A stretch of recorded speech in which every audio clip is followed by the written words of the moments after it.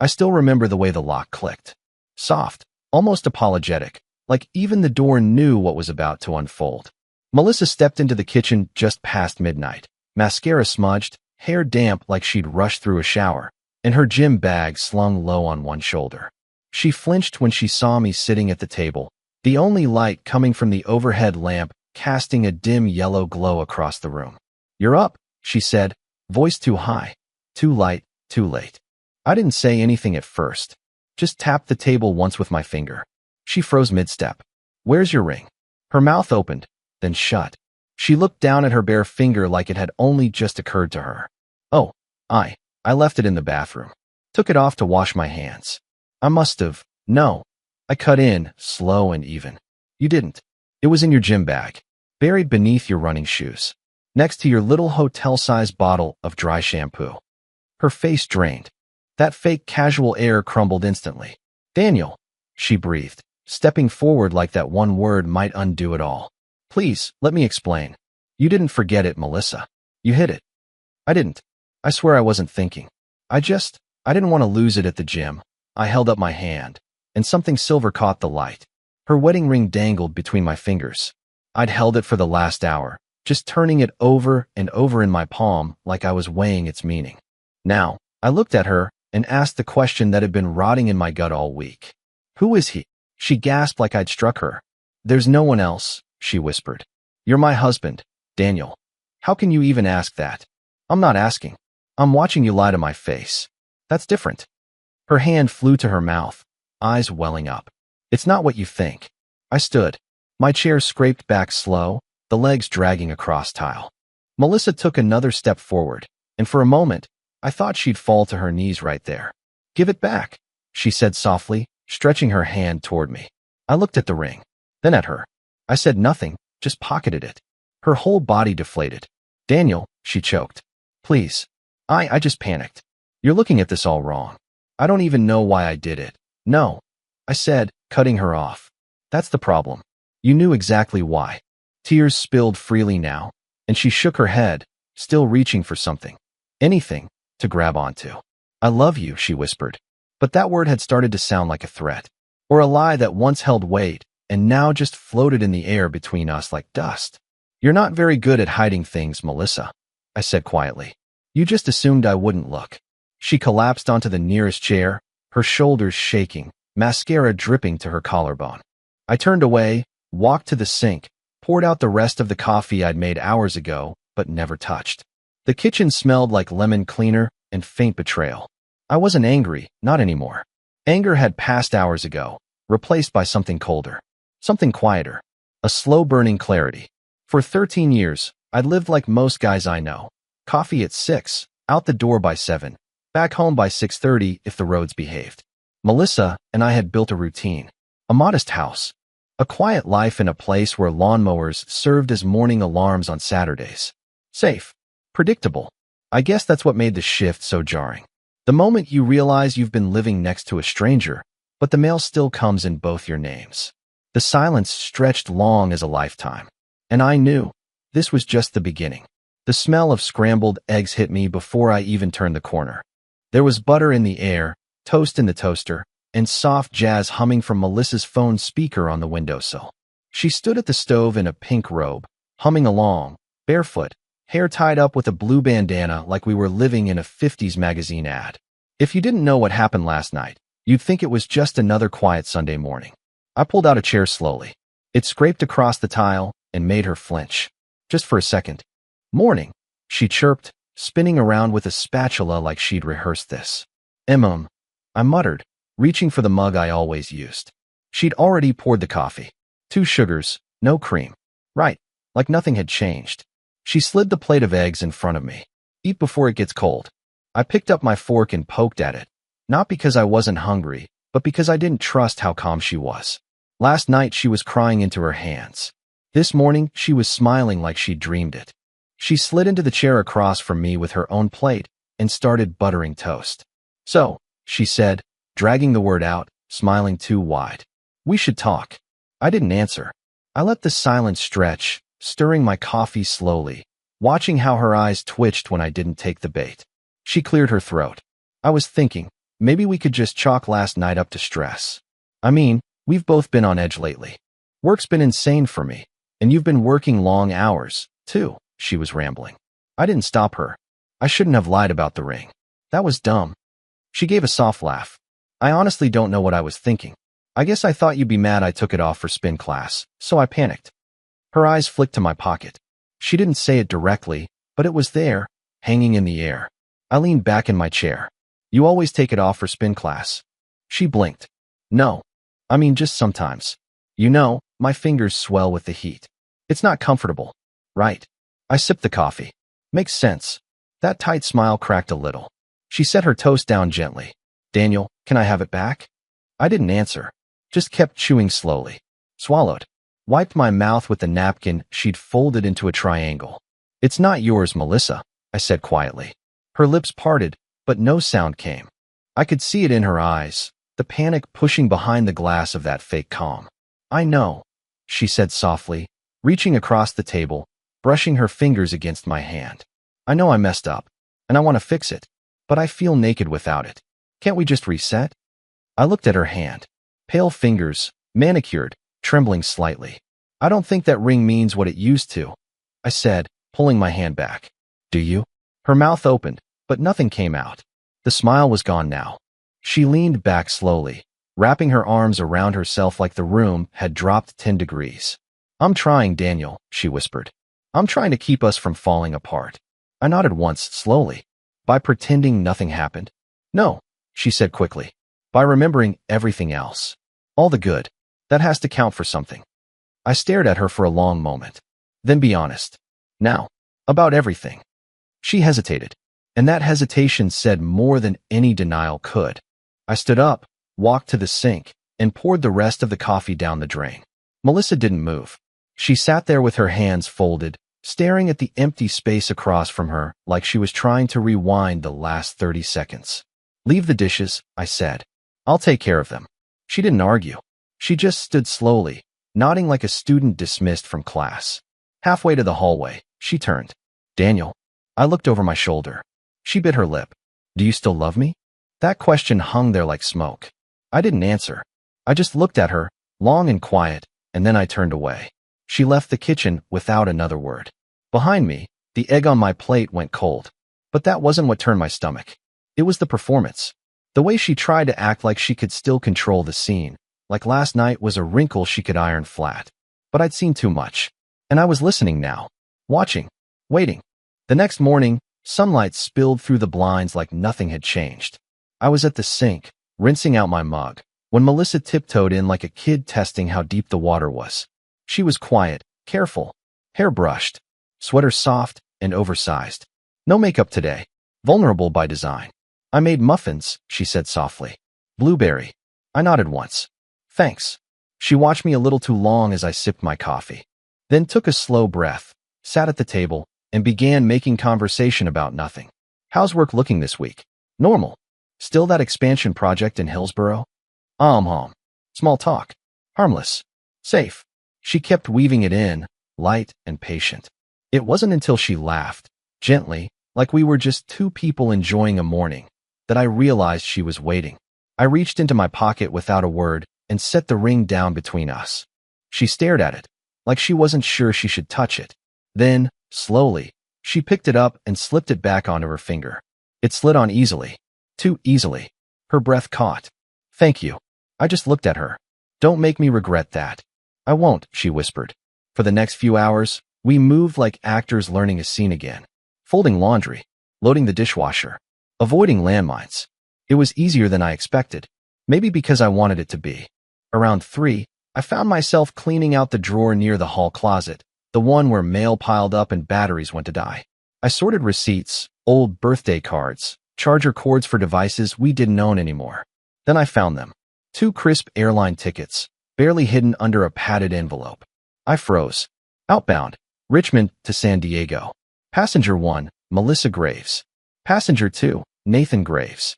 Date, 2 weeks from now. I just stood there, the papers in my hands, as time stretched thin around me. Graves. Nathan Graves. I didn't know the name. But the last name match? That didn't feel like coincidence. Not when she told me just last week that she was probably too swamped to travel this year. My ears started ringing.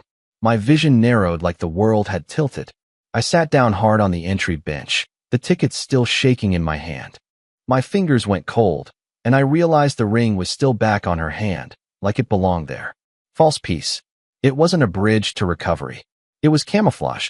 She was covering tracks I hadn't even started looking for, and I had just handed her back the ring, as if we were okay. But now I knew. We weren't anywhere close.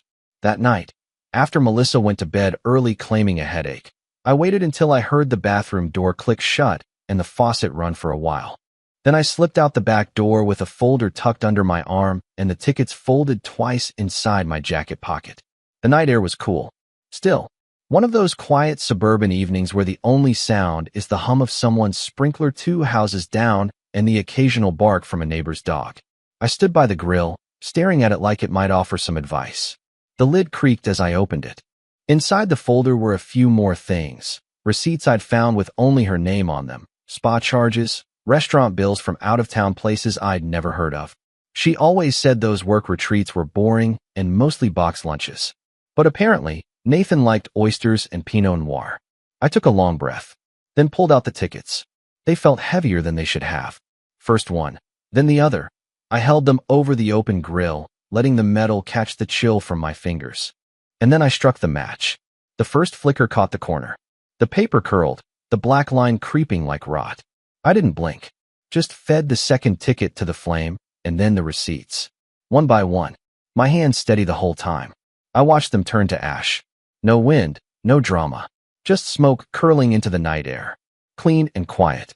When the last piece vanished, I closed the grill lid and sat down in the old chair near the fence. The cushion still had a faint ring of mildew I'd been meaning to scrub off for months. Funny how you can ignore what's rotting right under you until it matters. My fingers smelled like smoke and old ink. But inside, I felt something new. Not rage, not sadness. Something quieter, stranger, control. For the first time in months, maybe longer, I had the upper hand. I knew something Melissa didn't. I had proof, not just the kind you can wave in someone's face, but the kind that settles into your bones. The kind that changes the temperature of a room without anyone else noticing. She was still pretending, still smiling, still floating through our house like she hadn't broken it.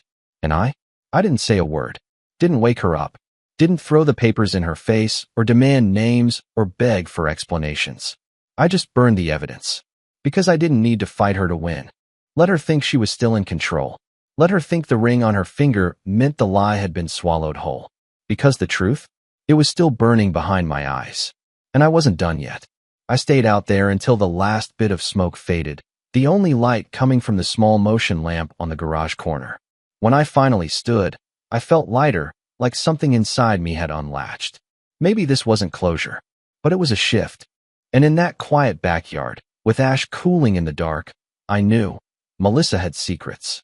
But now, so did I. The sound of drawers slamming jolted me awake. It was still early, barely 7, but Melissa was already pacing the living room like a woman possessed.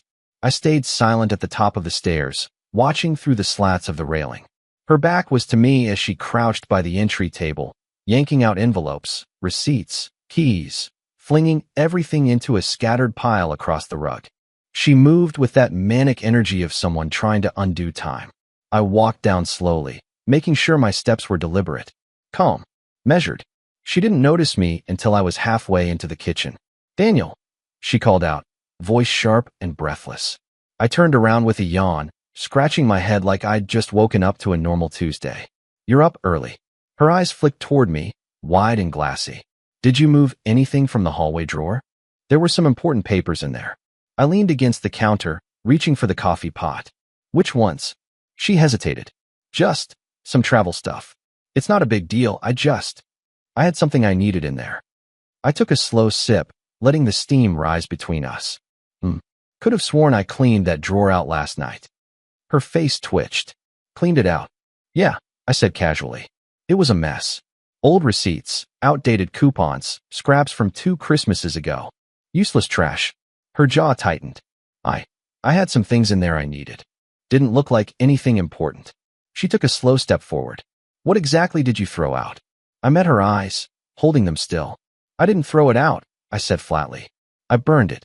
She blinked. What? I nodded once. Tossed it all in the grill. Thought it'd be better than filling the trash can. Got rid of a bunch of junk. There was a long silence. Her lips parted, but no sound came. You burned it? She repeated, voice thin. I did.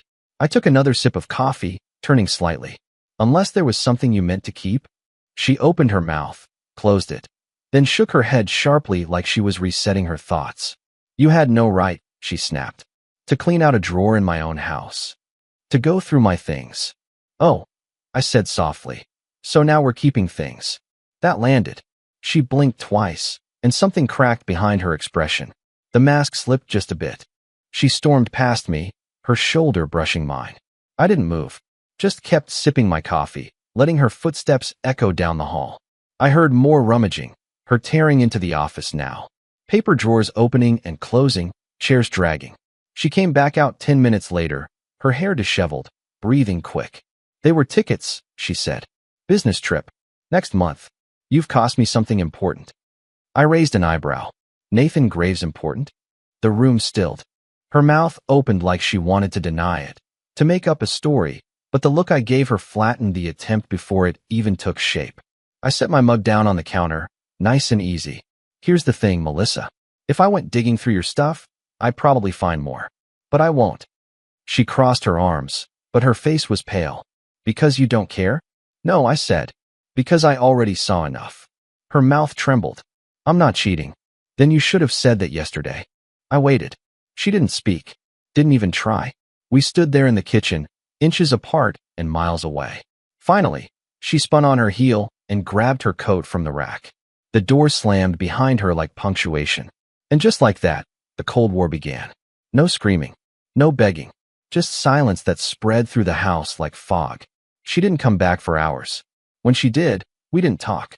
We passed each other in the hallway like strangers waiting on different trains. And for the first time in years, I didn't reach for the pieces. I just let them lie. Exactly where she dropped them. 3 days passed. Not a slammed door. Not a single raised voice. Just the quiet drip of detachment. Slow, steady, and absolute. We still lived under the same roof. But our home had become something else. A waiting room with walls. 2 people pacing separate hallways, sharing only the sound of footsteps and the occasional clink of silverware. I ate at the kitchen table. Alone. She took her meals upstairs now, always late, always quietly.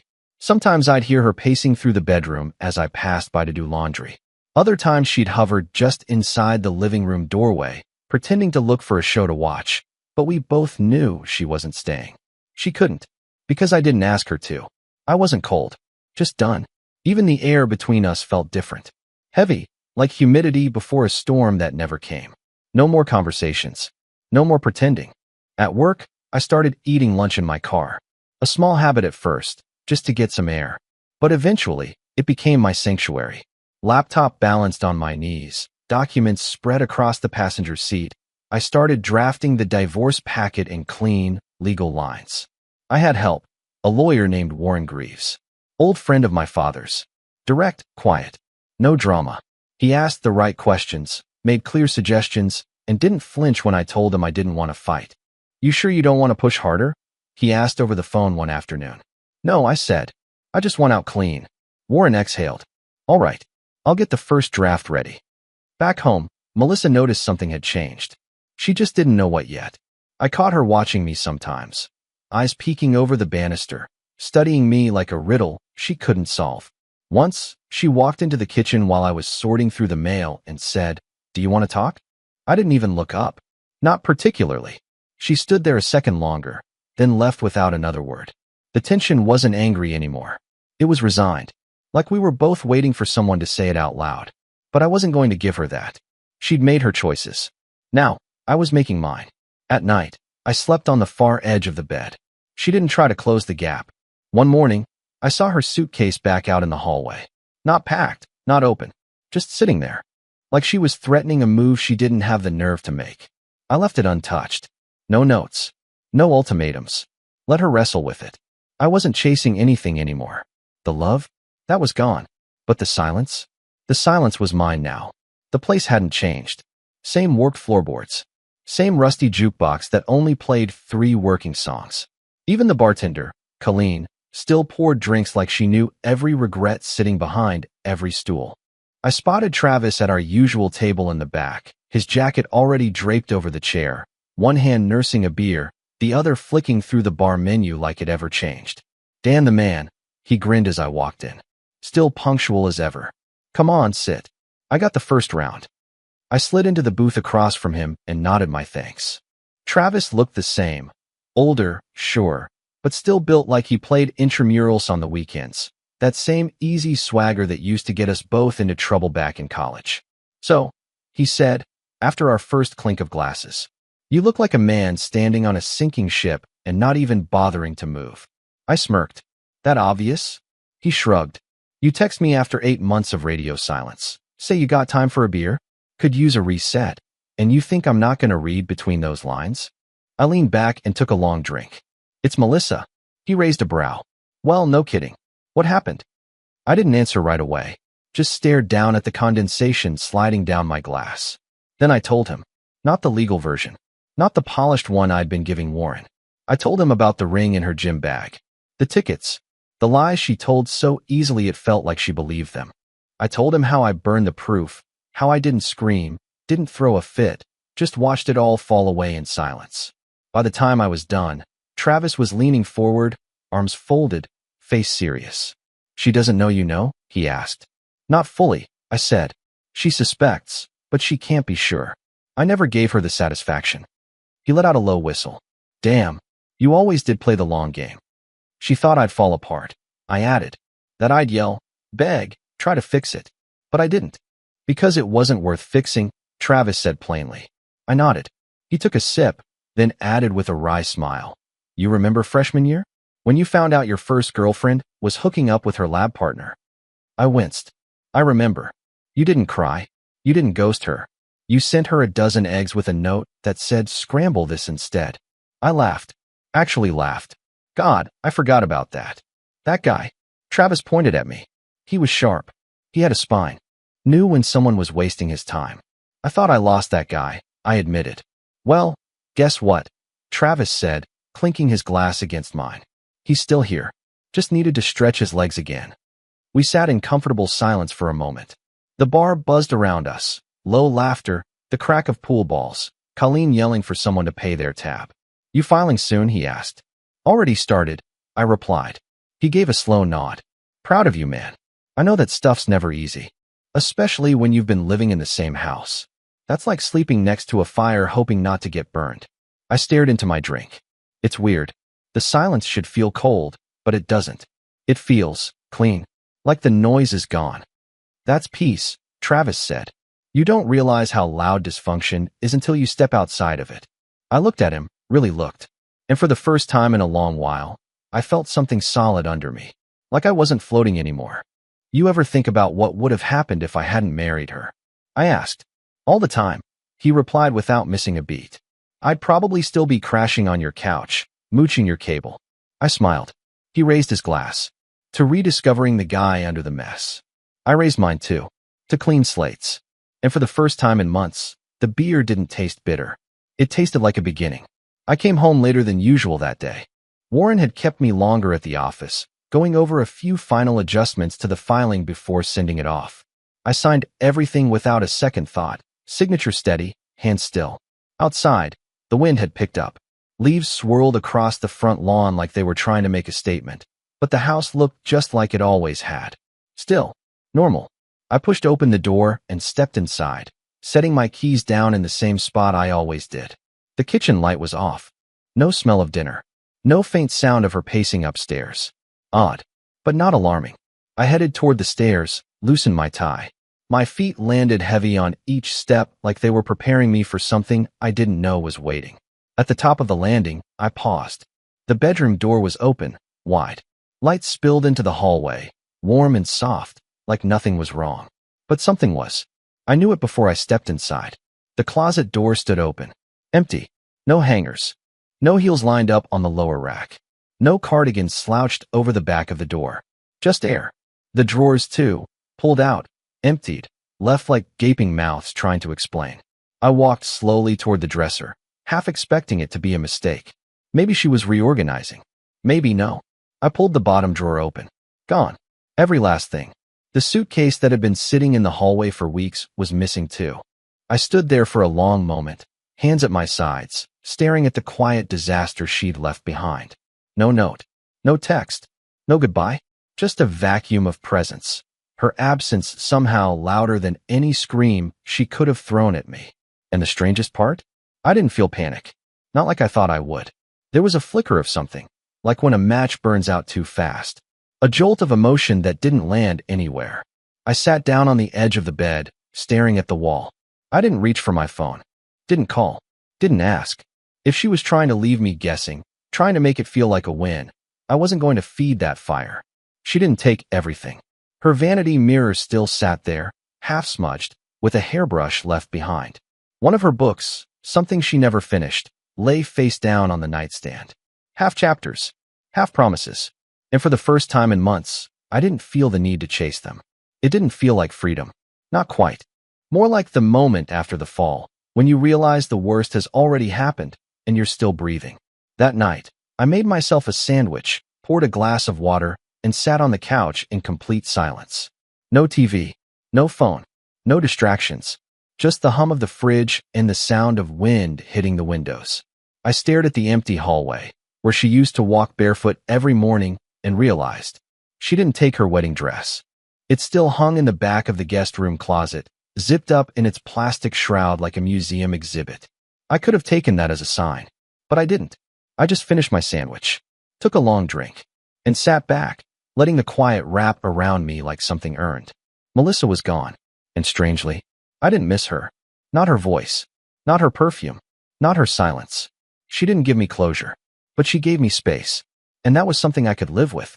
It was a little past 9 when the knock came. Not the kind that demands attention, just a soft, patient rhythm. Like whoever was behind the door wasn't in a rush, wasn't unsure either. Just waiting. I set down the glass of water I'd been nursing and crossed the living room. Through the frosted window pane, I saw a familiar silhouette. Tall, easy stance, something tucked under one arm. I opened the door. Clara stood there in a gray sweater and jeans, a bottle of wine in one hand and a crooked smile on her face. "Hope this isn't weird," she said. "But I figured you could use a little company." Clara, Melissa's best friend since college. The one who always brought a second pie at Thanksgiving and never showed up empty-handed. We weren't close, exactly, but I always liked her. She had a kind way of cutting through awkwardness without making it worse. I blinked. "Melissa didn't. She didn't send me," Clara said quickly. "I haven't talked to her in a few days.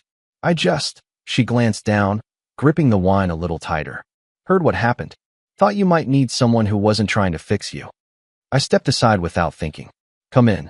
She smiled and slipped past me, the scent of her perfume a soft contrast to the weeks of cold air and silence this house had been steeped in. In the kitchen, I rummaged for glasses while she leaned against the counter like she'd done it 100 times before. "Cabernet okay?" she asked. "Anything that's not black coffee or water is fine." She chuckled and handed me a glass. "To surviving the wreckage," she said. I raised mine.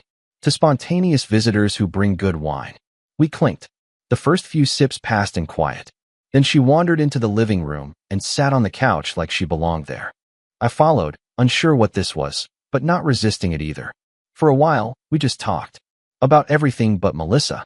Clara told me about a guy she dated last summer who collected swords and cried during car commercials.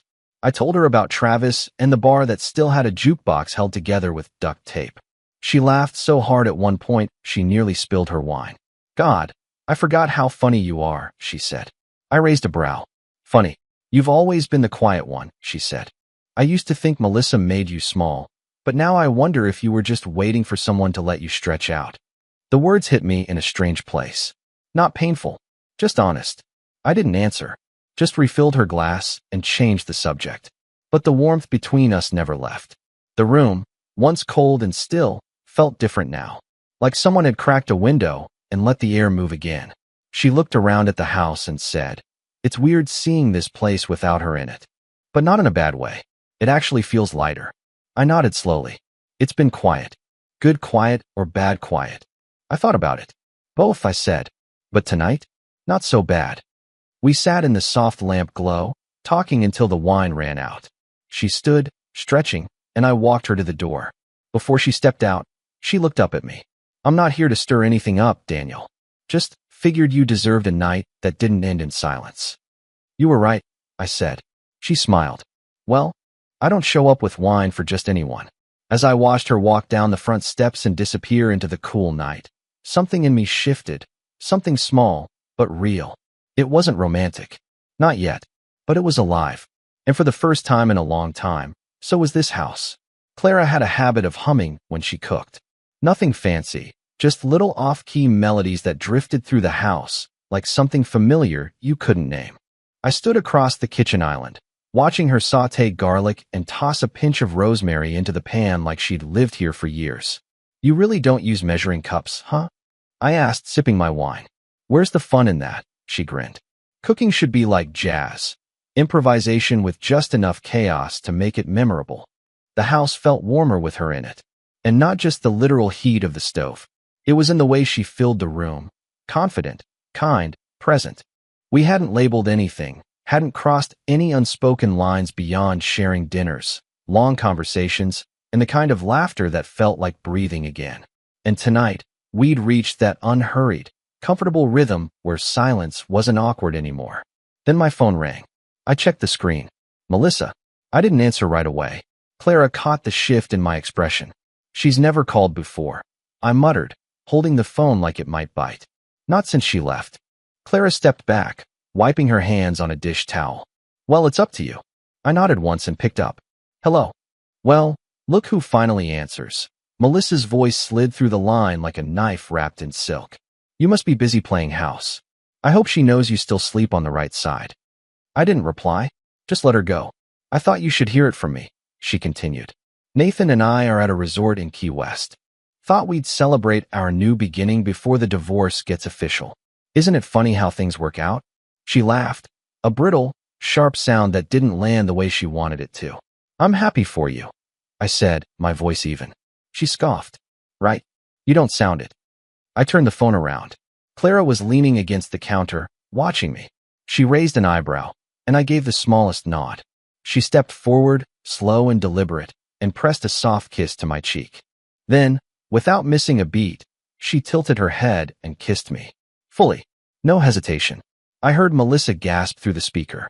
The silence on her end was deafening. Then, explosive. Are you kidding me? Clara. You're with Clara?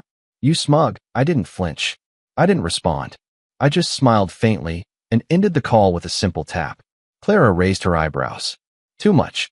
I shook my head, lips twitching. Perfect. 3 days later, we were in court. Melissa showed up in a tight black dress, makeup done like she was auditioning for sympathy. Nathan wasn't with her. No sign of the charming vacation partner. Just her and a tired-looking lawyer who kept checking his watch. She tried to talk to me before the hearing, but I didn't bite. When it was time, I handed everything over. Timeline logs, financial discrepancies, printouts of texts, a letter from a co-worker who'd seen her with Nathan at a conference, arms linked, lips closer than any colleague would dare. She crumbled by degrees. At first, stiff and smug, then impatient, then angry, and finally, by the end of the proceedings, she slumped in her chair like air had been drained from her. The judge sided with me. Property retained. Divorce finalized. No contest. No drama. Just done. Afterward, Melissa didn't speak to me. Didn't look at Clara, either, though I could feel her stare burning from across the hallway. Clara slid her hand into mine as we walked out into the November air. You okay? She asked softly. I looked up at the sky, gray and wide. Yeah, I said. For the first time, I think I am. The bar was quieter this time. No loud jukebox, no college kids screaming over pool. Just soft rock in the background and the clink of glasses. Travis leaned back in the booth, grinning like he'd been waiting months to say it. You know, back in college, there was a rumor you had a thing for Clara. I raised an eyebrow. A rumor? He laughed. Come on, man. You always lit up around her. Even Melissa noticed. I shook my head, chuckling. Well, you kept that quiet. He took a sip. Actually, I didn't. I'm the one who told Clara to check on you after Melissa left. I stared at him. You set that up? Let's just say I nudged fate. I lifted my glass. Then I owe you a drink. He clinked it with mine. To second chances. To karma, I said. And to Melissa, for stepping out of the way. We drank, smiling. And for the first time in a long while, the future didn't scare me. It felt wide open. And that was the end of my story. But there's something I keep turning over in my mind. Clara showed up that night without calling, without asking, just holding a bottle of wine and stepping into the ruins of someone else's marriage. I didn't ask her to, and she didn't know me a thing. So now I'm asking you, did Clara do the right thing? Or would you have walked away? Let me know in the comments. And if this story pulled you in even a little, hit like, subscribe, and stick around. I've got more to tell.